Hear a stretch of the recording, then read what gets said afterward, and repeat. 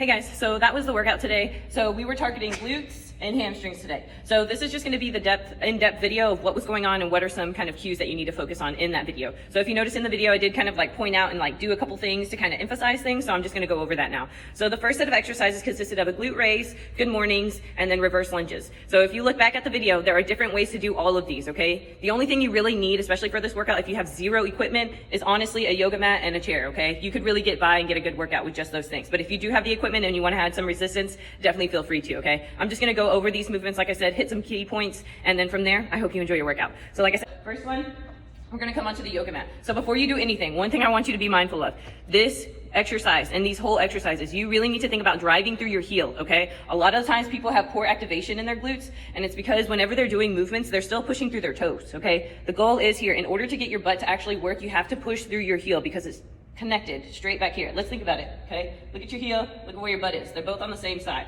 okay? So really drive through your heel and think about squeezing your glutes through this movement, okay? If you really need to, a lot of times I encourage my people to go ahead and feel what's going on here. If your booty's not tight and it's still really loose as you're doing some of these movements, it's because you're not using it, okay? So it's gotta be really nice and firm. If it feels nice and firm, you're using it. So glute raise here, laying on the floor. Again, you can use weights here. If you wanna use weights, you can just set them on your pelvis. The one key thing that I really want to be mindful of is that when you're doing this, you're still using your lower core here. So you've got to make sure that your core is still tight in every single movement that you're doing in order to keep your spine safe, okay? So if you're somebody that has to deal with this, where your spine just tilts normally like this, try to think about tucking in your butt here, okay? Especially as you're doing movements, because this will reduce the stress on that lower spine, okay? So first exercise, glute raise, laying down on the floor. So when it comes to feet positioning, you don't want your feet too far forward and you don't want your feet under your legs, okay? They're pretty much just hanging out where they would naturally just kind of fall down, okay? So here, you're gonna inhale here. Again, you're driving through your heels. Exhale, push your hips up.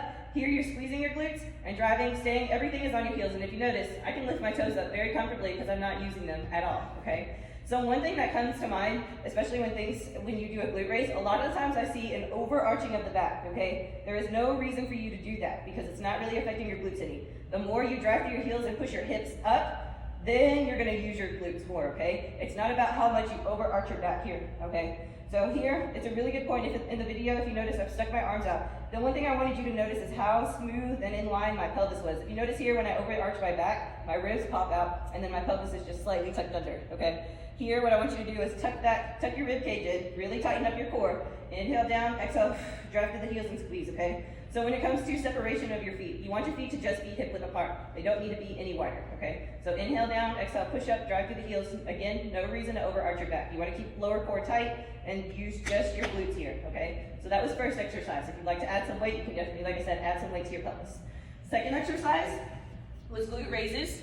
Second exercise was good mornings. So when it comes to positioning here, this movement we're actually gonna straight leg, and this one we can actually allow the bending of the spine to come in, okay? A lot of the times movements we want the spine to be safe, so we tell you to keep everything really tight. This one we're gonna round the spine, but just because we're rounding the spine doesn't necessarily mean the core is not working here. You still have to have that tight core in order to support your lower back, okay? So in this movement, like I said, for when it comes to positioning, feet are gonna be shoulder width apart. They're not wider and they're not more narrow, okay? So shoulder width apart. Without weight, you're just gonna cross your hands up at your chest. If you'd like to use a ball or a weight, you can just cup those things right in between your arms here. So here, you're gonna inhale down, straight legging this movement. As you're down here, I really want you to try to think about squeezing your glutes here, okay? So this is a good time for you to try to think about it. Squeeze your glutes, and then here, if you notice, again, comfortably on my heels, I'm pushing through my heels, and I'm standing back up and squeezing my glutes.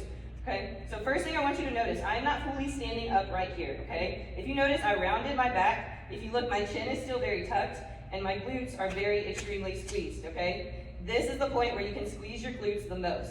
So the idea is the back of the legs and the glutes is doing this movement, not your lower back, okay? If you're feeling your lower back, don't do this anymore, okay? The reason why you're feeling your lower back, it could be one, your core is not supporting you, and two, you're not telling your glutes and your hamstrings to do this movement, which are the two working muscles that should be doing this movement, okay? So inhale down, drive through the heels, getting everything in that backside to stand you back up, okay? And core is gonna be tight. Inhale down, exhale, come up. So these are good mornings, okay? So, just like I said, if you're noticing your lower back hurting, it's because you're not doing the movement right, okay? You should not be feeling your lower back. Your glutes and your hamstrings should be the ones working, okay? So that was second exercise. Third exercise was reverse lunges. So here, if you need to, there were some modifications there. You can use a chair if you need. The advanced movement of this one was the Bulgarian split squat, okay? So if you're somebody that knows the Bulgarian split squat, it was the one on the chair where you have one foot lifted, okay? If you're just doing basic reverse lunges, all you need to do here, again, be sure that your core is tight. When you do a reverse lunge back, one, make sure that that front leg doesn't go in front of the toe. Two, when you're standing back up, you should be driving through that front leg's heel. And if you can, try to balance up here, okay? So again, let's try to work on your balancing. So inhale down, exhale, stand up. Again, you really want to drive through the heel.